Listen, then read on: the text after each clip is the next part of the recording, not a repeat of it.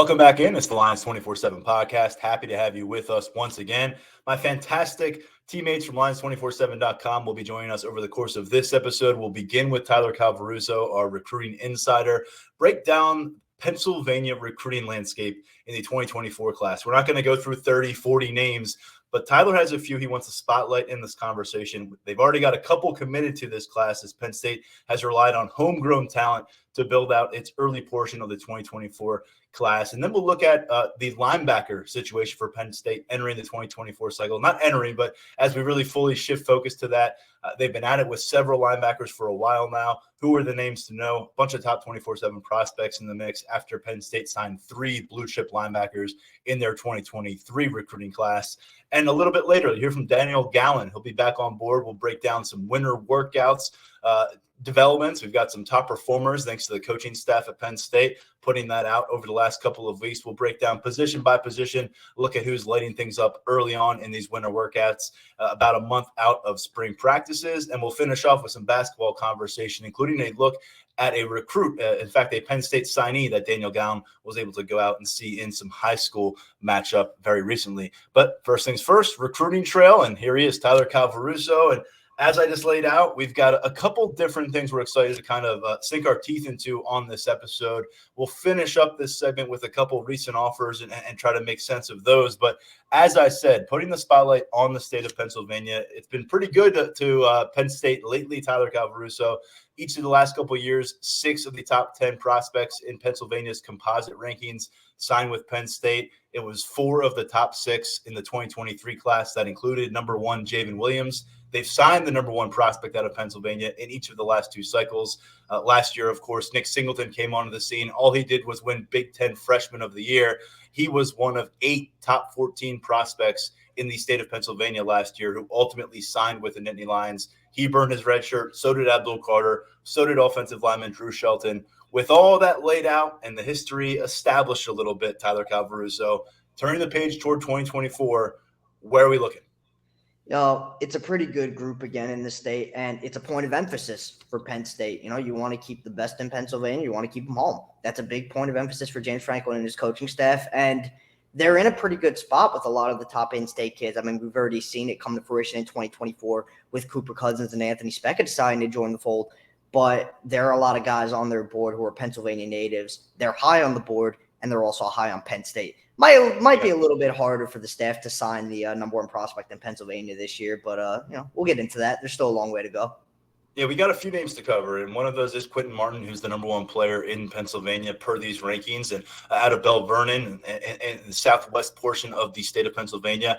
And before that, getting back to the 2 names that you mentioned there, Cooper Cousins, a top 24/7 prospect out of McDowell High School in Erie, Pennsylvania. He's been a riser in 24/7 sports rankings since issuing an early commitment more than a year ago. And then Anthony Speckett finally gave Cooper Cousins that company out of Central Catholic in Pittsburgh, a linebacker prospect. He's a 4-star composite player. He committed in January. So with those 2 guys on board, why not start at the top of this list? Quentin Martin, guys, been to campus, but you've kind of gone through this a couple times on podcasts in the last few months in saying, get ready to buckle up for what is very much a modern recruitment process. Yeah, and, not to beat a dead horse, like you just said, we've talked about it plenty of times, but there's definitely – it's not just a football recruitment. There's more to it than just the X's and O's and the fit and the coaching staff and the relationship. There is an NIL element of this recruitment. And I don't want to say that necessarily complicates things for Penn State, but it does make the picture a little bit more cloudy because you got programs like Ohio State who, they might not be the biggest NIL program in the world, but they do have they have some ammo. And Penn State's in a similar spot, and you don't know what other programs are going to get involved with Martin throughout the course of his recruitment. Because if those big NIL players come calling, you just don't know where it's going to go. Now, what I can speak to with Martin is this. There's really no sense in harping on the unknown right now because there's such a long way to go in this recruitment when it comes to who will get involved and, the NIL picture. But what can be said about Martin is he has a good relationship with Penn State coaching staff.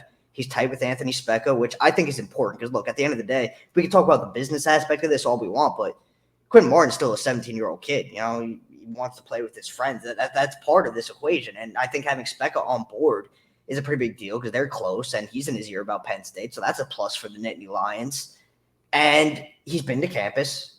So there are things going Penn State's way in this recruitment, despite everything going with the NIL. And Ohio State's a big player, like I said, and this is one we're just really going to have to kind of ride it out and see where the spring takes us. Where is he going to visit? Because he wasn't really all that active in January.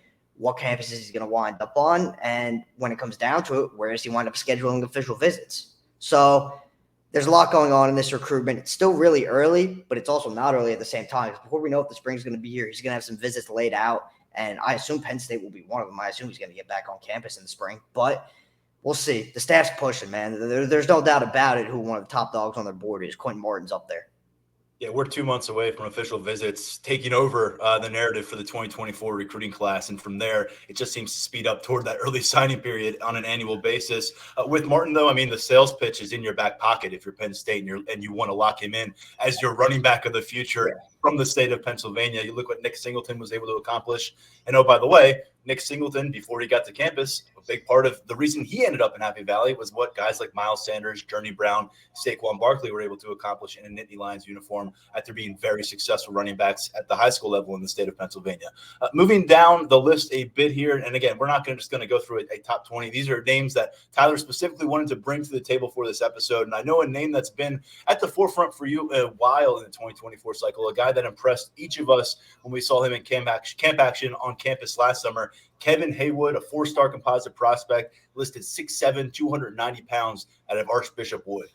I've been fielding questions for what feels like a while now about Haywood. When's he going to commit? He seems like he's so high on Penn State, and he is, no doubt about it. But the thing is with him, and this is something that's been maintained really throughout his recruitment, it's going to be a thorough process. He wants to have pretty much every detail available to him before he makes a decision. And when he does get back to Penn State, it's going to be a more in-depth visit, more behind the scenes in the sense that he's going to be catching up with the strength and conditioning staff, kind of getting a feel for how he could develop in the weight room if he were to call Happy Valley his home at the next level. And that's something that he's been doing in his other visits throughout the winter. He made it down to Tennessee for their junior day. Vols offered during the fall. He got on campus during the fall. So I'd say they're a player there. Michigan's a player as well. But look, we have the crystal balls in for Haywood. I'm still feeling good about mine. Penn State has a lot going in this recruitment. Phil Trotwin's done a really, really good job. Keeping Deion Barnes is big because they have a relationship way back when Haywood was focusing primarily on the defensive line, and Barnes was his trainer back before Barnes jumped into college coaching. So there is a lot working in Penn State's favor here. Still feel pretty good about the crystal ball. I'm not anticipating anything soon because, like I said, I think this is going to be something that he's not going to pull the trigger until he's 1,000% comfortable. You got to respect that out of any recruit. So we'll see where this one goes. Some officials will probably be scheduled, and we'll see where he winds up. But right now, I still definitely like where Penn State stands with the Archbishop Wood product. That crystal ball has been collecting dust for about 5 months. So I think that probably has to do with you getting the questions that have been following up. And, hey, let me just put it out there. Our guy Tyler Calvaruso was not alone in putting that crystal ball in back in September. Brian Doan did. Steve Wiltfong did. And sometimes it takes a long time for things to come to fruition. Sometimes you end up changing your crystal ball pick in the long term. But right now, as you said, you feel pretty good about it. Nothing imminent. You've been stressing that really since you put that crystal ball pick in, that there was not an imminent situation here with Kevin Haywood, and that has certainly been the case as he continues to explore his options. Let's stay in the trenches, but shift over to a defensive lineman. David Pele out of Hempfield High School in Landisville. He's a composite 3-star and a guy that you said we need to talk about. Yeah, he's really blown up in his recruitment since Penn State offered. I believe it was all the way back in September, maybe during the summer they offered. It was a while ago at this point because they were one of the first Power 5 programs to offer the Hempfield product. And he almost made it down to IMG. He was weighing the idea of transferring down to IMG Academy for his senior season, decided to stay home, which I say helps Penn State because even though they do have a good relationship with the IMG Academy staff, keeping them in the region, keeping them around, it makes it easier to get them on campus. Penn State's in the mix with a lot of high-quality defensive line targets, so we're going to have to see where he falls at the end of the day. But he camped for the staff in the summer. John Scott Jr. liked what he saw, which prompted the offer, and they've been really focused on building that relationship with him ever since. He was on campus for the home opener. He's a guy who doesn't really make a lot of visits because for his travel situation. So when he does get on a campus, it's an important deal. He's been to Penn State. He's got a comfort with John Scott Jr. and Deion Barnes. So definitely a name to know heading into the spring and summer. I think he's going to have a lot of visits to make because, really – his offer list has turned into a who's who. Notre Dame, Ohio State, just a bunch of programs have come calling, and he's a high-level prospect. someone Penn State definitely has its eye on. A couple nuggets here on Pele. He is the cousin of Penei Sewell, who was one of the top recent picks in the NFL draft, and now playing for the Detroit Lions after a career with the Oregon Ducks. And he may be a Pennsylvania high school standout. He is not a Pennsylvania native with roots. Nope. He moved here from Anchorage, Alaska at the age of 14. So I am very curious if maybe some Pac-12 programs start sniffing around. I mean, you never know with some of the roots that he has. There's a lot to look forward to for a guy that people will probably kind of scroll past. I don't think as of now that he has no composite rating. So this is a name that people probably weren't necessarily seeking out. And so I appreciate you bringing this one up to discuss a little bit. Kenneth Wosley is a name that we've been talking about for a while. He is a 4-star composite out of a priority program at Imhotep Institute in Philadelphia, one that produces Power 5 talent on an annual basis. He has been to those campus trips, has a rapport with Terry Smith, the cornerbacks coach for Penn State, who always has his sights set on the city of brotherly love. What do we make of Kenny Wosley at this stage? Still feel pretty good about that crystal ball pick when we put it in. I'm still feeling pretty good about it right now. A little bit of time has elapsed. Kind of the same deal, really, that I've been saying with him. Wouldn't really expect any movement until the spring.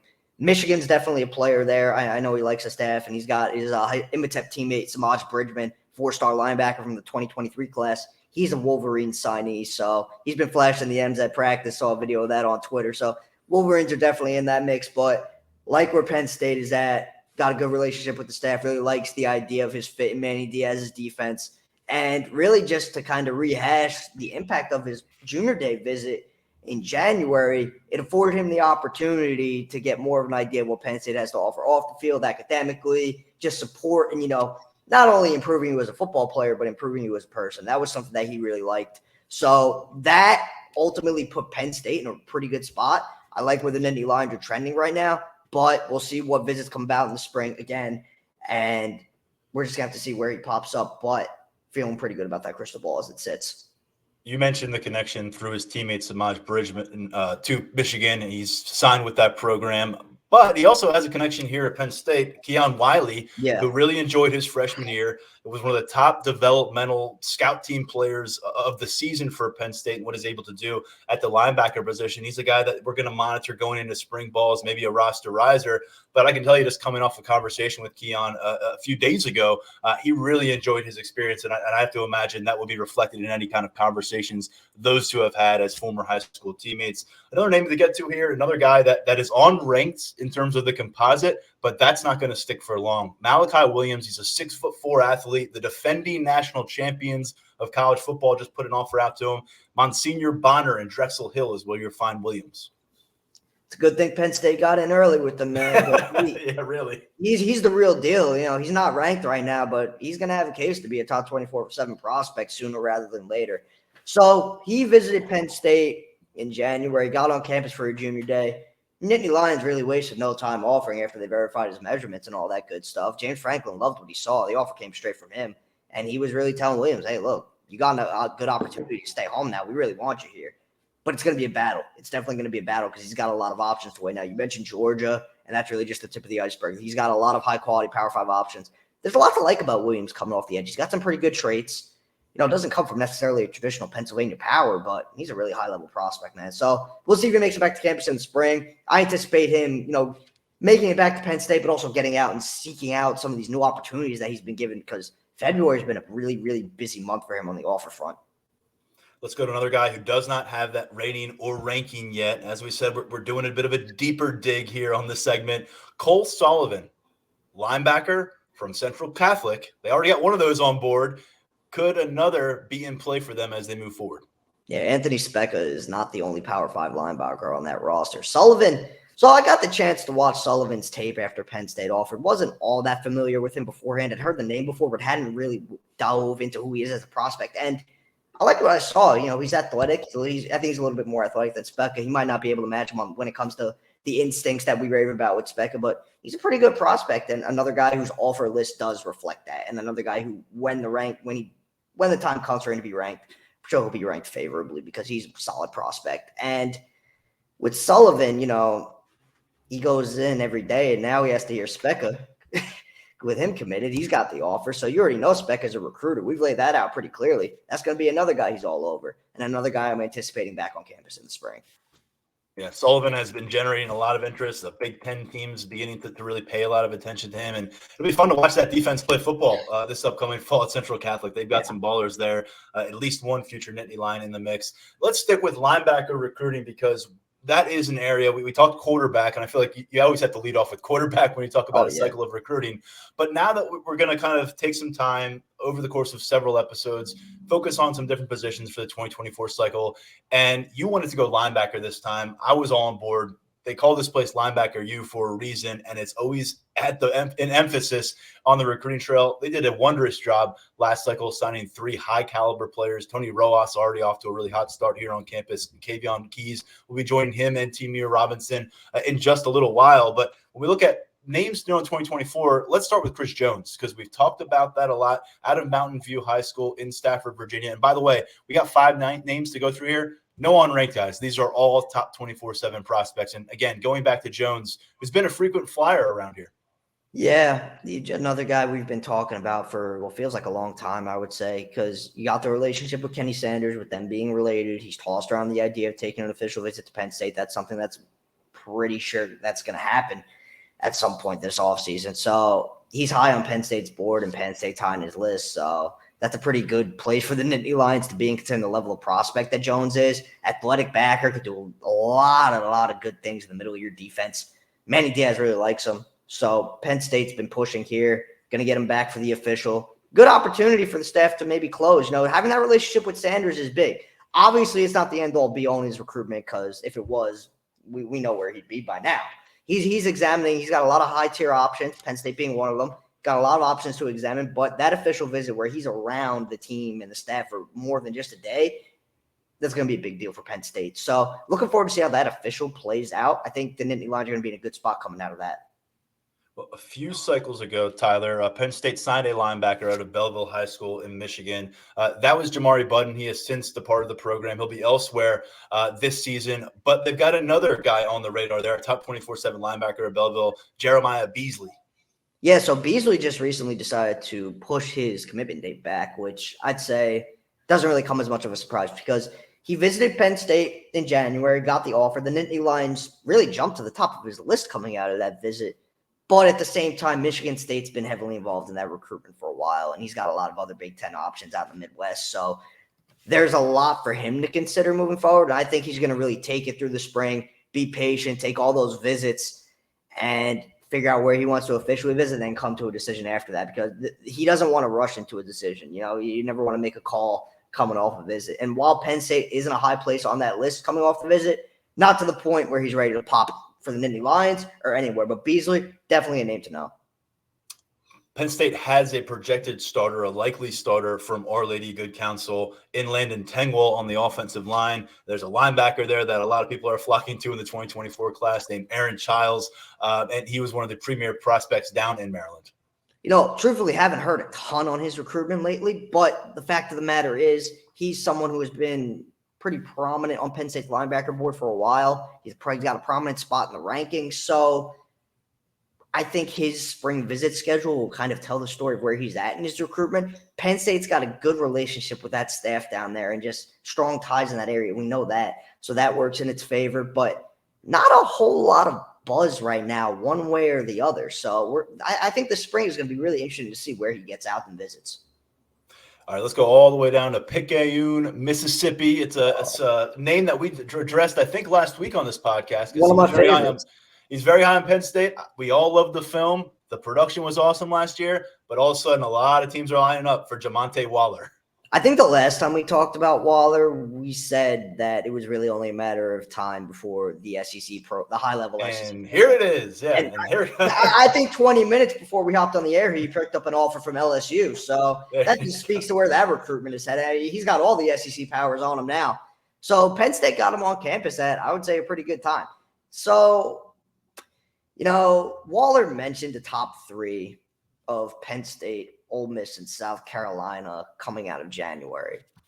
I would say at this point, that top 3, I'm not sure how much relevance it carries because he's going to get out and visit the likes of Alabama, Auburn, LSU, all these new offers and all these new opportunities that he has. So we'll see where the Nittany Lions stand coming out of that. But the big thing to know with Waller is that visit was extremely impactful for Penn State. They just did a really good job with him. That's a sentiment that I've received from that camp. So while the SEC opportunities are going to be extremely intriguing to a Mississippi native, they dream of playing in the SEC, a lot of these kids. But, there's a draw to Penn State for Waller. And we'll see. I don't know if he'll make it back in the spring just because his visit schedule is going to be so loaded. But it wouldn't surprise me if he winds up back in Happy Valley. And, that's going to be a guy the staff continues to monitor pretty heavily. This one, if Penn State and the coaching staff is able to steer this recruitment process back to a follow-up visit, official visit capacity, I'd imagine, is what you would want, or maybe you get him into Beaver Stadium for a game environment. And when you're trying to make that high impact impression on a kid who lives beyond the region, that's often a great go-to move. We don't know what his timeline will look like for a decision if that would allow it.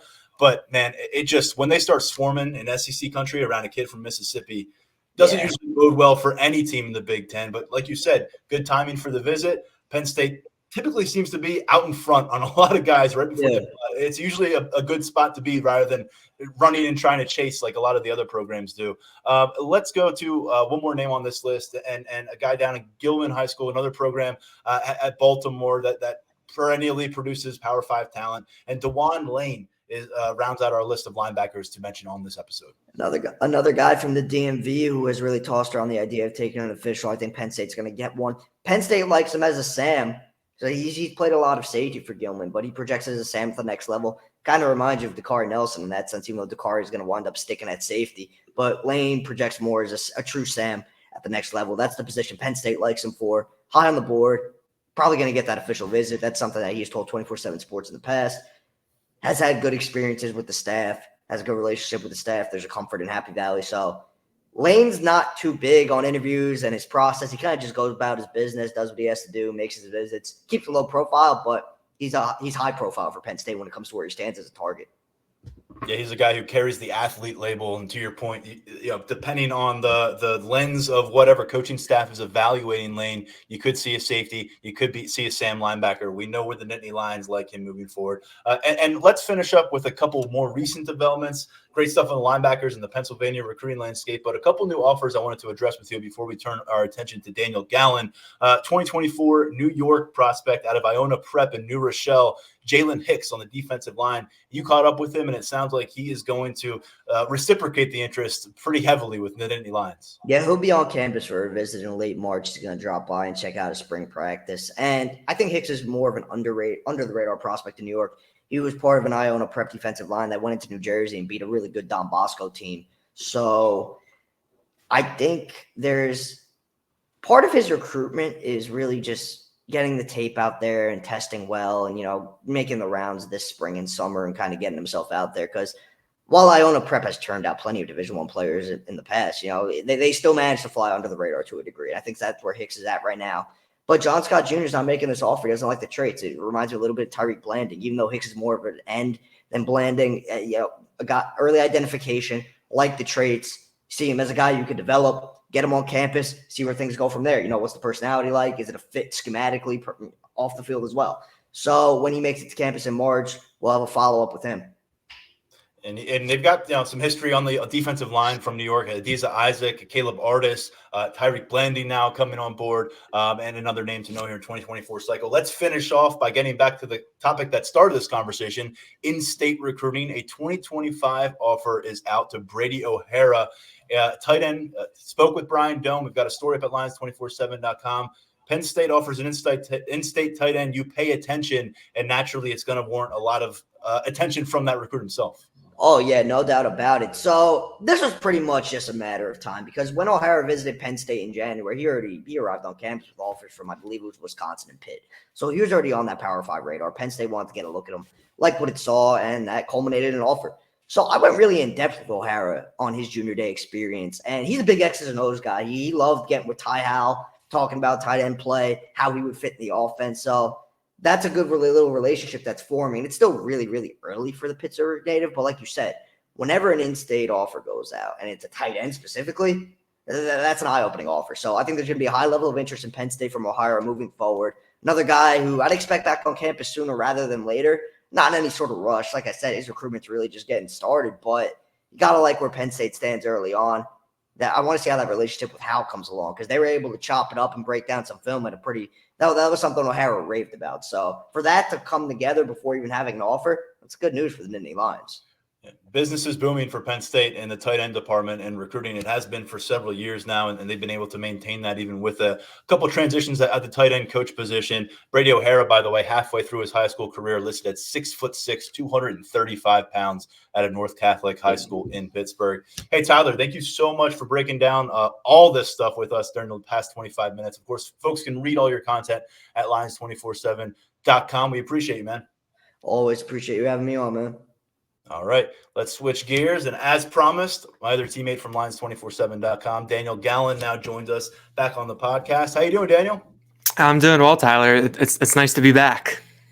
Well, we just had a really good, pretty deep dive into the recruiting pool with Tyler Calvaruso. We're going to venture out of that and focus on the current Penn State roster a little bit, because thanks to the Penn State coaching staff and their public notes of praise for top performers after these winter workouts, which are now halfway through, we've got a scope in terms of who's bringing the intensity, who's bringing the motivation, and who is showing up ready to roll in these Tuesday and Thursday mornings thus far in February.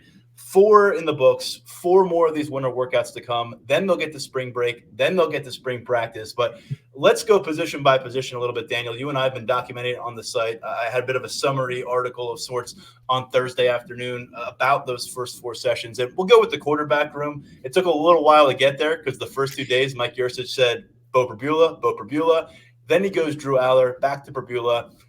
I want to preface all this by saying these are not really football related. These are guys who are getting acknowledged because they brought the intensity from start to finish. They competed and they were motivated in an environment where Penn State really views it as a springboard to where they want to be from a team mindset and from a team camaraderie standpoint going into spring ball and getting those pads back on. This isn't really about who's jumping on the depth chart, who's going to throw the football better, who's going to tackle the quarterback better. So I just want to put that out there. But Prabhua has 3 of these nods. Aller has 1. And, of course, you got Jackson Smolik working in the wings and the 26-year-old Sean Clifford now working away from Penn State facilities for the first time since 2016. Yeah, I mean, you look at these off-season workouts, and it's all a data point. You know, with college football, especially at this time of year, there's only so much information that you can get. And this is something that the team is putting out. So it's something that you read into a little bit, not too much. Sometimes it can give you a little hint of maybe potential breakout guys. But I do remember last year when at the end of near the end of winter workouts, when we went to the max out day, and Chuck Losey got asked about the quarterbacks and especially Drew Allar, and he said something. I don't have the direct quote in front of me, but he said something along the lines about how this off-season workout environment catered a little bit more to what Beau Prabhua could do. And I think Beau Prabhua had more experience in kind of a weight program and things along those lines. So that was kind of why we were seeing his name out a lot. But, I mean, I think a lot of people were waiting to see Drew Allar's name there. And, we finally got it. But at the same time, seeing Beau Prabhua's name there too is good, because James Franklin said that it's going to come down to both of those guys to emerge as leaders at that quarterback spot, especially with Sean Clifford moving on and leaving such a void there. Not many names to choose from in that room. There's 3 right now, and one's been on campus for about a month.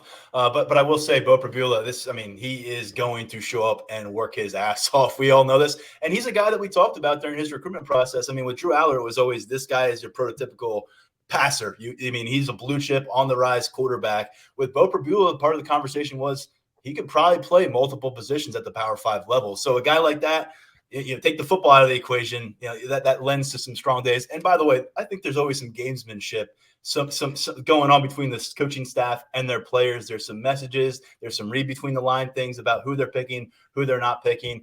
So again, read into it what you will in these picks. But running back, Nick Singleton got the first 2 nods. Jaywan Sider and Anthony Poindexter in the safeties room. Both of them actually only announced 3 picks out of the 4 days. So just going to put that out there. Running back was two for Nick Singleton. He had the first two, and Sider was on Twitter talking about how he showed up to these winter workouts as though he had accomplished nothing as a freshman. And by the way, he did accomplish a lot as a freshman, 14 touchdowns. So Holsworth, though, Tyler Holsworth is the name that comes out on this Thursday from winter workout number 4. Right now in that room, Daniel, you know this, the walk-on running backs outnumber the scholarship running backs, and that's going to remain the case until the summer when they get a couple of scholarship freshmen on board. Holsworth's one of the 3 walk-ons. He's a 2022 transfer from Delaware Valley University, got into 4 games last year. So I'm not necessarily surprised to see a walk-on pop up there. And then a receiver, I wanted to kind of throw this your way because you've written a few stories about the dynamics of this room. You've got a new coach. You got an evolving group of players, most of whom have not accomplished much at this level of the sport. And as a result, we've got 3 different names and what is probably a really fun competitive environment because I think everybody in that room considers themselves a potential breakout candidate. Yeah, I think to start at running back, it's similar to what you said about quarterback, where there's only so many guys that you can really choose from right there. But getting that kind of feedback from Nick Singleton really isn't a surprise based on what he said after last season ended and what we heard from him last week. You kind of know what you're going to get from him in terms of someone showing up, working out. He goes about his business. And Holsworth is interesting. I mean, he showed a little bit of wiggle in some of those games as that 4th running back near the end of the year. During practice last year, he was usually in the opposing team's number 1 running back's jersey number. And I forget if it was you or Mark made the joke a couple weeks ago when we were talking about the running backs. Holsworth could be an early favorite for blue-white game MVP. So I would keep that in mind as April gets a little bit closer. The wide receivers, though, definitely interesting. It's kind of the opposite of quarterback and running back in terms of there's a lot of names to choose from. There's a lot of competition there. There's a lot of guys that are really trying to make an impact and make an impression. Penn State lost its top 2 wide receivers from last year in Parker Washington and Mitchell Tinsley. You get a little bit of a clean slate with Marcus Hagans coming in to coach the room. You have Malik McLean in there as a new face. So there's a lot of dynamics, a lot of shifting around in there. I do think that it's good to see Trey Wallace in there twice so far. I think he's someone who, the expectations for him in the preseason, I thought were pretty high given on what some of his teammates were saying, what some of the coaches were saying. We did see him cut into KeAndre Lambert Smith's snaps there for a little bit. And he did have that long catch against Michigan, but otherwise I think that you still want to see more out of him. And then, to have Malik McLean there week 1, that sets a tone for a transfer coming in, showing what he's about with his new position coach. And then KeAndre Lambert Smith, him getting recognized, I think also bodes well because he is the top returner statistically and in terms of experience. So, at a position group where there's a lot of guys who could do a lot but haven't really done much, I think that he's someone that you really want to see set a tone and come in to work this offseason. Speaking with KeAndre Lambert Smith out in Pasadena immediately after the Rose Bowl, was his first 100-yard game in his career. And, just having that conversation about what was ahead for him, he was really emphasizing needing to step up as a leader. He knew Mitchell Tinsley was gone. He knew Parker Washington was gone. What he did not know yet was that Taylor Stubblefield would be, sent on his way as well. And that impacts the leadership in that room. So KeAndre Lambert Smith, there's a lot on his plate right now, I think, from a production standpoint, replacing some production that left, but also there are some leadership aspects and some mental aspects to KeAndre Lambert Smith that we've been unraveling for the last few years and we've been hearing about. And James Franklin has alluded to it. Taylor Stubblefield repeatedly talked about it with KeAndre Lambert Smith. And now that he's in year 4, it's a golden opportunity. So I'm with you. Good to see him. And Harrison Wallace is, to me, his ability to take a leap here in year 3 really is going to do a lot to determine the ceiling of this overall wide receiver room. I love the fact that you're adding Dante Cephas You think you added a starting caliber player in McLean, whether he's in the first team lineup or not. We'll see. But I think the important thing that we've talked about, we try to push during the transfer portal chase for guys, is you want to have 6 deep, 6 solid. And then if you're working anything off of that, it's a luxury to you. But I think right now Harrison Wallace cemented himself in that. We'll see if he can really push to elbow his way and maybe hold on to a starting role. He's going to have all that work in the spring coming up. Going to be key for him with Marcus Higgins. At tight end, wrote a story about this midweek. Khalil Dinkins, the first 3 times he was the pick by Ty Howell at tight end. He's in year 3, a guy who came to campus as a position versatile kind of prospect. There was a lot of debate. Would he end up as a linebacker? Coming out of high school, he was recruited as a tight end, a linebacker, a defensive end, even safety by an FPS program. And so Dinkins, though, has found a home for himself on offense in the tight end room. He was the number 4 guy consistently last year. That didn't mean a lot of opportunities, 75 snaps on the season for him. You got 3 tight ends playing a bunch, but that changes now with Brenton Strange gone. And I certainly think that he is slotted as that number 3 tight end. He is a weapon downfield. He can move. He told me that he cut his 40-yard dash time from about 4.9 to 4.6 from year 1 to year 2 on campus with Penn State. So we'll see what year 3 looks like for him. But a lot to like about the athletic profile here. His father spent a decade in the NFL at the tight end position, won a Super Bowl.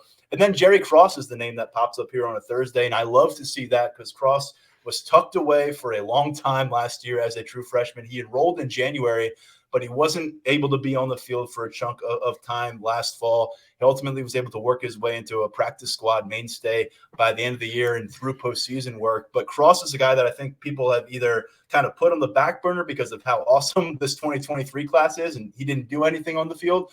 But I'm going to caution people against that. It may take a couple years more because the tight end room is pretty stacked ahead of him. But it's good to see Jerry Cross making those inroads, and I'm not surprised to hear it because there's a lot of excitement about what he was able to get out of year 1 for Penn State, although we didn't see it materialize on the field for him for one reason or another. Yeah, it's pretty easy for Cross to get squeezed out when you look at the tight end room because you have Theo Johnson and Tyler Warren returning at the top, and there's been excitement about those 2 players for the past 2 years. And then you bring in guys like Andrew Rapplier, you've got Mega Barnwell, Joey Schlaffer. You have 3 freshman tight ends coming in. And so that leaves Cross and Dinkins as kind of the middle guys that can pretty easily get squeezed out, especially for Jerry Cross, given that he was hurt last season. We didn't even see him in practice until the very, very end of the season. We saw him dressed for pre-games, but did not see him on the field. So that's someone who had a lot of work to do when he got here. And I think that that's kind of a common theme with a lot of these tight ends that Penn State brings in. You kind of laid it out there with Dinkins that when he came in, he had a lot of work to do. Jerry Cross is similar, but I think that you're starting to see some of the results from those players. Dinkins is really interesting. You say that he's in line to be the number 3 tight end, but as we saw the last 2 years, that number 3 tight ends can get a lot of work, can be used in different ways. And I think that Mike Yurcich has kind of shown that if you can play, they're going to find a way to get you onto the field, whether that's putting 2 tight ends out there, even 3 tight ends in shotgun formations. There's an element of creativity there that I think really benefits the tight ends position. Yeah, the third tight end in this offense right now, I mean, you're looking at 250 plus snaps. I mean, that's a big leap no matter how you kind of parse through it with Dinkins. And oh, by the way, Dinkins came to campus at about 215 pounds. He's now pushing 240. And I remember Brenton Strange showing up at right around 210, 215, finishing his career right around 245, 250, and as a complete tight end. So Penn State has done a really good job of bringing these guys in from one end of the spectrum and sending them out the other. And maybe we're seeing that process play out with Dinkins. On the offensive line, 3 guys who started at least 5 games at the offensive tackle position last year have gotten the nods. Caden Wallace has gotten 2 of those. Olu Fashanu and Drew Shelton. Let's start with the fact that Olu Fashanu, we got video evidence now, thanks to Penn State. He's out there pushing it, fully physical, and that's very important to see. We don't think we had any doubts that would be the case coming into 2023. In fact, he very well may have been able to get on the field at the end of 2022 into the Rose Bowl. Didn't happen, but it just verifies, checks it off your box, maybe alleviates some concern about lingering issues from that injury last fall. And you've got a guy who could very well be OT1 in the next draft. Yeah, you've got almost proof of life for Olu Fashanu right there. Him being back out onto the field. Granted, there is a lot of time between now and week 1, and he's someone who has already played football. That kind of knows what he's in for. But so if he did miss some time, it's not the same thing as like a freshman or a newcomer missing some time. But if he can have a full off season, get back physically to 100%. James Franklin talked a lot about how last spring he was one of the only guys who was out there for every single practice on the offensive line. And I think that really served as a springboard for him last fall. So, the more Olu out there, the better. I think that's what everyone wants to see. It's probably what Drew Aller wants to see too. And if Olu can have a great offseason, then I think that raises the ceiling, that much more for him. Through the first 7 games of the season, your starting left tackle was Olu Fashanu. Your starting right tackle was Caden Wallace. And I had the sense going out of the last season and coming into the winter that there was a fire lit in Caden Wallace, dedicating himself to year 5 with the program. I think people were wondering, could he be someone who maybe would look for an option elsewhere? But he's reinvested, and that's not to say he was never not invested, but he's a guy who spent a lot of time watching football last year. He saw a young tackle and Drew Shelton step up, play a lot of ball. Bryce Effner handled himself well, remained the starter in the Rose Bowl when Caden Wallace got in. Caden did cut into some of those snaps against Utah, but Bryce Effner was the starter. It was the first time Caden Wallace wasn't the starting right tackle for Penn State when available, going back to the 2020 season. And here he is. And I know we got some things to figure out with how tackle is going to work out. You got some freshmen in the mix there. You've got Drew Shelton, who's I would qualify as a bit of a wild card right now because of how he finished last season. And you can understand why the staff may want to find a way to get him on the field. But I'll tell you what, Caden Wallace, to be 2 out of 4 from Phil Troutwine, who does not give these things out lightly. I think it says a lot about where he is in year 5 and really where he is within that room in terms of carrying respect from his peers, from the coaching staff. And he may be one of the more I don't know if overlooked is the right word, but he may be one of the guys that when we get into the 2023 season and see it going, his story, the way he finishes his career, could be a really compelling one, because last year he became a bit of a whipping boy at times. It felt like when things got under duress, when things weren't necessarily clicking for the offensive line through the first month of the season, there was a lot of that landing on him. And part of that was probably because there was so much familiarity with him being a part of less than stellar offensive lines in years past. Wallace is definitely going to be an interesting offensive lineman to follow the season. I think that he kind of went through an out of sight, out of mind thing. And, you saw the offensive line performing well without him on the field. So I think that it made it kind of easy for him to become a forgotten man or to get written off by certain members of the fan base. But I think that also what we saw last season is that you can really never have too many offensive linemen. Mm-hmm. So, if you can have him as someone who has started a bunch of games in the Big Ten, and someone who has had some bad reps put on film, but I thought otherwise in the middle of last season was playing pretty well. I think that bodes really well. It is going to be interesting to see how Drew Shelton fits into that. I wrote about Drew Shelton a little earlier this Thursday afternoon. Some of the things that he said before the Rose Bowl, some things that he said last week. He has said that he can play both left and right. That last year he was mostly focusing on left tackle, but the more if he can get a bunch of practice reps, and do a lot of mental preparation, he believes he can play at right tackle. And I believe that he can do that too, based off of what we saw from him and the fact that he's so young and that Phil Troutwine is going to cross train these guys. So Caden Wallace is pretty interesting. His situation was, is different than Olu's, where, Olu was out there before every game in street clothes. It was obvious that he wasn't going to play, but we saw Caden Wallace dress. We saw him, go through warmups here and there. We saw him out on the practice field, but we never saw him in-game action until the Rose Bowl. So I know that you caught up with him out in Pasadena and that, he had some good things to say. So it's going to be interesting to see where this shakes out. I do think that we kind of learned last year with that Effner and Wallace rotation and then with the left guard rotation, that Penn State is going to do what it can to get, everyone onto the field that can play and that I think James Franklin kind of termed it as deserves to play too. So we'll see what that looks like, whether or not it's another rotation, how this actually shakes out. But we got a lot of time to do that between now and West Virginia. But I do think that this is what you want to hear, about someone like Caden Wallace at this point in the year.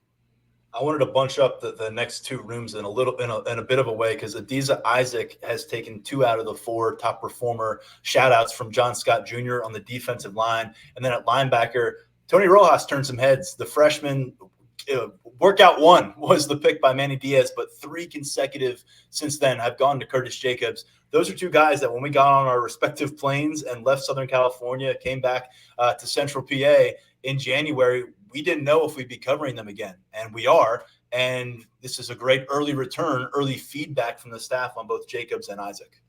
Isaac and Jacobs could wind up being the best recruiting wins for Penn State from this offseason. When you look at the direct impact on the 2023 season, pass rushers are at a premium. We know that. We've seen that. It's pretty common wisdom when it comes to football in the trenches. But getting Curtis Jacobs back, you're going to have Abdul Carter, Kobe King, and Tyler Elsdon, and Curtis Jacobs back. That top 3 group from the end of last year. And that means that someone like Tony Rojas might not necessarily be thrust into action earlier in their career. And I think Jacobs is someone too where we talked a lot last offseason about there's going to be that leadership void on defense with Brisker, Ellis Brooks, Jesse Luketa leaving. That I think Jacobs was kind of picked as someone to step into that. That was mostly, I think, Jair Brown and PJ Mustipher last year.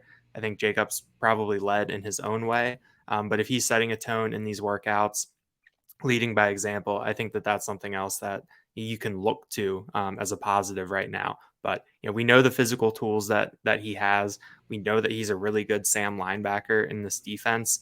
So I'm excited to see what he looks like this spring and what else he can kind of add to his game as he goes into his 4th year. I mentioned Rojas getting the one shout out at linebacker. There was 2 others to go through at defensive line. Zariah Fisher, that's fantastic to see. We didn't think we'd get him on the field in terms of a look. In 2022, he was able to get out there in late November for some Big Ten reps.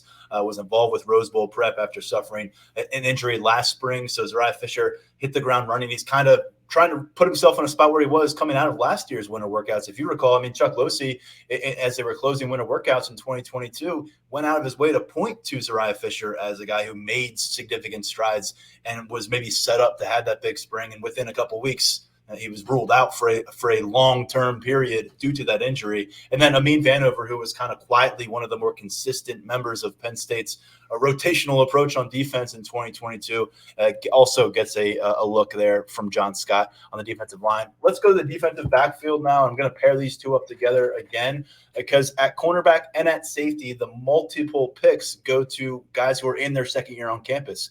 Cam Miller played 11 games last year at cornerback. KJ Winston played 12 games last year at safety. Both of them also contributed on special teams, but each of them, based on early indications from the staff here in February, taking those steps that we fully expected each of those to make. Yeah, Cam Miller is going to have a good opportunity this year with Joey Porter Jr. moving on. Obviously, there's competition there because you have Kalen King, Johnny Dixon, Storm Duck. Between those 3 guys right there, that is a lot of football between them, a lot of experience. Also Daquan Hardy. Daquan Hardy there too. Yeah, there's so much football ahead of Cam Miller, but I think the fact that they burned his red shirt last year, the fact that they rotated him in, gave him a special teams role, I think that that's a positive for him, coming out of his freshman year. Cornerback, it's one of those things where, in terms of that talent, I think more than a lot of positions, it's kind of like, all right, like you got to see it on Saturdays, just because of the way practices are and the nature of the position. But I feel like Cam Miller is one of those guys where we've heard a lot of really good things about him. It's not that you're hearing negative things about other guys, but sometimes you just don't hear about people. And we've heard a lot about Cam Miller. KJ Winston is similar. And I think that KJ Winston, when you look at how they used the safeties last year, 4 guys playing heavy reps, KJ Winston was that 5th guy. And so I think that he's in line to join that top 4. And with his skill set, with his athleticism, with his length, what he's able to do in that role, I think is going to be really, really fun to watch. I know that there's a lot of people high on him. I really liked his tape coming out of DeMatha. The fact that he came out of a program like that, he's going to be ready for this. I'm excited to see what he can do because, similar to what we've talked about with some of these other spots, Manny Diaz really did his best to get the best players on the field last year, no matter the situation. And, I think KJ Winston is putting himself in position for Penn State to still be able to go 4 deep at safety. Yeah, mentioned it before, but there may not be a guy in this defensive unit right now who seems to garner as much buzz about what he may be able to accomplish in the next few years as KJ Winston. I guess Abdul Carter takes the cake. I can't say that with confidence, but KJ Winston from that 2023 class and what or 2022 class, what he's able to do year one. You look at what match up his snaps with his production, very productive player when given opportunity to get out there and get some run on the defensive side of things. Storm Duck also got the day one nod at cornerback. Him and Malik McClain at wide receiver, right from the jump, workout number one, got the nods from their position coaches. We also saw Colin Dinkins on Thursday, a walk-on, younger brother of the aforementioned Khalil Dinkins. He was the pick at cornerback for Terry Smith, a walk-on in his second year. And also Zaki Wheatley was the other pick at safety, along with KJ Winston getting it twice. I mentioned earlier, Anthony Poindexter, safeties coach, only gave us 3 names through those 4 workouts, so we're working off of that. And finishing up here with specialists, 2 for Alex Paqueta, scholarship edition last year. He's vying for a few different roles. Punter is the priority one. Mitchell Groh, a walk-on kicker, and Sander Sahadak, a scholarship kicker who's now in his 3rd year on campus after being the number 1 kicker in 24/7 Sports Composite rankings back in 2021. Those are the 3 selections for Stacey Collins, the special teams coordinator. And I wanted to go through that last portion pretty quickly because we're running out of time here. You've seen Penn State, some highs and lows in the last few days. You were down in College Park last Saturday. Watched that 4th consecutive loss get picked up by the Penn State basketball program, a 74-68 defeat down there. But then you were also in the BJC Tuesday night when they pick up a 93-81 victory over Illinois. They snapped the losing streak. Jalen Pickett's 41-point performance put him in program history. Give me a few minutes of a summary of what you've witnessed, what it means moving forward, whether Penn State has any chance to claw back toward bubble consideration, and what people should appreciate about what Jalen Pickett has done all season long. Yeah, these past couple of weeks for the Penn State basketball program featured a lot of downs. I think the panic button was starting to get hit a little bit in that 4-game losing streak. But I think what we saw on Tuesday night, that win over Illinois, I think the groundwork for that was really laid Saturday at Maryland. Penn State lost that game 74-68. They were losing by double digits in the first half. Within the first 10 minutes, they had an absolutely abysmal start, surpassed their turnovers per game average in the first 12 minutes of action. A lot of points off turnovers. They cleaned it up, got back into the game, were leading. Then they went cold again, and then went down by double digits again, and then had one last kind of furious attempt at the end, and that fell short. But I think coming out of that game, I think that the mood around the team was a little bit better than it had been after some of the other losses. I think that they saw some positives there that they were really able to reiterate on Sunday and Monday in film sessions and in practice. And then that carried over into what we saw Tuesday night. Jalen Pickett was just masterful.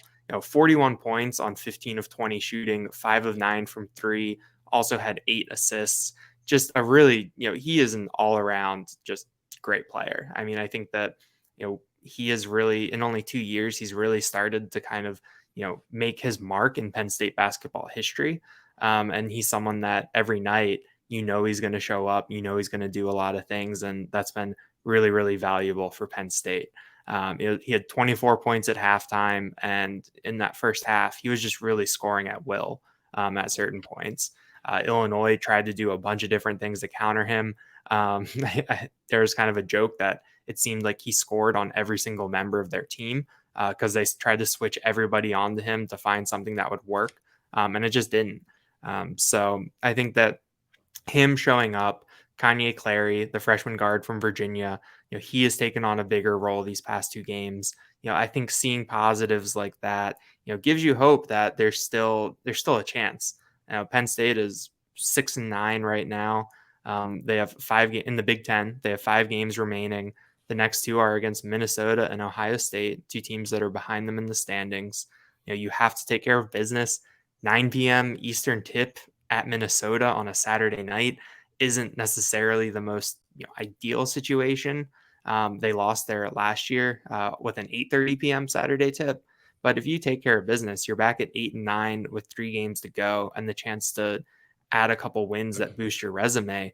I think that Penn State they're still there, and then you have the Big Ten tournament to help too. So, it seemed like it would be easy to leave them for dead after that Maryland game.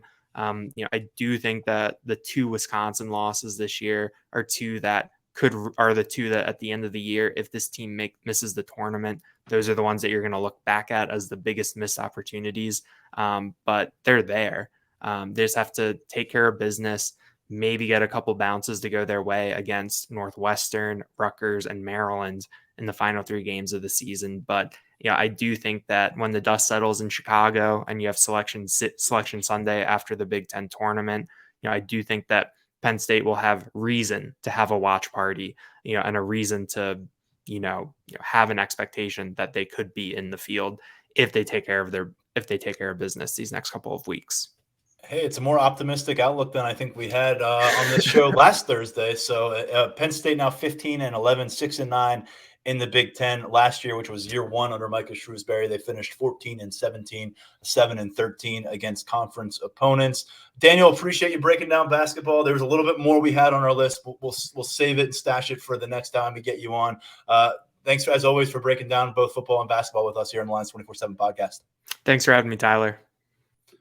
Great stuff from my colleagues at Lions247.com. Daniel Gallen, Tyler Calvaruso on this episode of the Lions247 Podcast. We're going to get back to work, get back to writing, get back to reporting, get back to interviewing. A lot coming your way at Lions247.com. A bunch of stuff on the current Penn State roster, young players developing, older players trying to take the next step with their process here in Happy Valley. Those kind of stories up on the site. Got a bunch of recruiting updates as well. Brian Doan, Alan True, Steve Wiltfong weighing in, helping out with Tyler Calvaruso's coverage here locally of Penn State. For now, we're stepping aside. A lot more to come your way on this podcast next week. A couple more episodes, some guests that we're really excited to present here on the show. I'm Tyler Donohue. Appreciate everyone for listening every single episode. We'll be back real soon right here on the Lions247 Podcast.